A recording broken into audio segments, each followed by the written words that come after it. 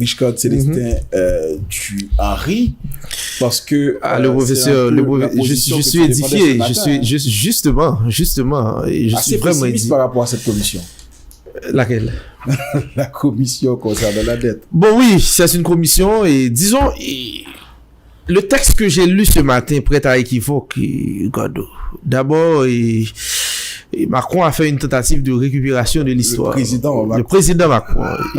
Quand même, il fait référence à la révolution de 1789, qui est un modèle pour notre révolution nous-mêmes. Ah oui. Pourtant, ce matin, j'ai dit que je répète également les paroles de Georges-Éddy Lucien, qui devrait être avec nous malheureusement. Eddy a dit, il faut regarder, lorsqu'on réfléchit sur une révolution, les classes sociales qui sont à l'origine de cette révolution. Or, la révolution de 1789, c'est une révolution bourgeoise qui lutte contre une hégémonie étant à émerger comme alternative. Pourtant, la révolution qui va déboucher sur la création de l'État haïtien en 1804, c'est une révolution qui a été portée par les masses populaires, les classes et travailleurs, les travailleurs esclavisés, qui sont en mode résistance à partir de 1697. Et la résistance va être fermentée, si je peux utiliser ce mot, à partir de 1793. C'est un processus révolutionnaire avant 1789, et Georges-Éddy Lucien avait dit, il y a Macandal qui a mis une organisation sur pied, et qui a lutté pendant des dizaines d'années afin d'inculquer la flamme révolutionnaire qui va déboucher sur 1804. Il y a Santiago, il y a Macandal, il y a Boukman, il y a Biassou, il y a Dessalines, il y a les esclaves marrons qui disons que les pères fondateurs réduits au silence, ça, c'est un autre débat que je vais justement agiter dans l'horizon politique sur la radio-télévision Caraïbe. Comment se fait-il que, j'ouvre la parenthèse, quand on parle de pères fondateurs, on garde seulement les pères fondateurs officiels, Dessalines, Christophe Pétion. Mais maintenant, il y a un groupe qui n'est pas officiel, qui a été réduit au silence, comme l'a dit Michel Oftouyo, dans son texte Salène signe de passe, Romaine, la prophétesse, et la modérance, etc.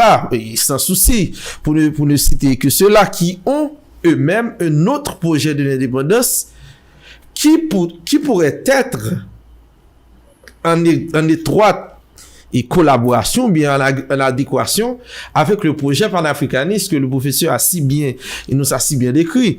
Donc, je crois que la commission d'abord a fait un travail de récupération et parallèlement à ce travail de récupération, il y a un travail de réduction de silence parce que le président Macron a dit dans son texte, à l'avant-dernier paragraphe, la mémoire ne doit pas être un objet de discussion ou de contestation. La mémoire doit être considérée comme un terrain d'entente pour deux catégories qui veulent regarder vers l'avant. Mais il ne peut pas y avoir d'avant sans un regard vers le passé. Donc, la France a constaté qu'elle ne peut pas indéfiniment fuir le débat sur la dette. Maintenant, elle essaie de le récupérer. Donc, oui, je suis d'accord avec la commission pour actualiser, disons, les données, les recherches qui ont été faites sur le domaine. Une commission alternative, un peu comme le propose. Oui, je le crois. Je le crois pas pour, bon, quand même, nous dire des choses que nous savons déjà, mais renforcer les recherches qui ont été faites. Mais une commission alternative qui doit être mise sur pied, pas dans une logique coloniale. Le président Macron a choisi et a donné la ligne de travail pour les principaux directeurs de cette commission. Une fois que ces derniers, disons, travaillent de façon contraire à la ligne imposée par l'État français, dirigée par le président Macron, eh bien, la commission ne fera pas long feu. Donc, je crois que nous avons aussi nos historiens qui peuvent réaliser des travaux de recherche. Bon, il y a déjà des travaux de recherche et sur la situation, sur le fait historique, la dette en question. Il y a également des historiens français qui peuvent réaliser le même travail, mais maintenant, on doit y avoir un point de rencontre entre ces deux communautés scientifiques.